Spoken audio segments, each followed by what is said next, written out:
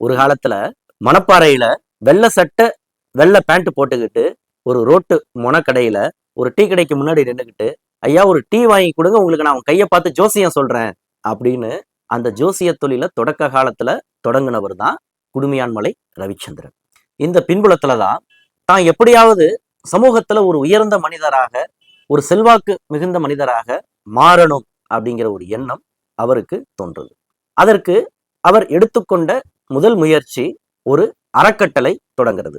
தன்னோட யோசனைய அவரோட நண்பர்களான Nallakumar, Daniel John Kennedy அவங்க கிட்ட சொல்றாரு. என்ன வச்சா அந்த மாதிரி ஒரு ட்ரஸ்ட் ஒண்ணு ஆரம்பிக்கலாம் அப்படின்னு, அதுக்கு நீங்க உதவி செய்யுங்க அப்படின்னு கேட்கிறாரு.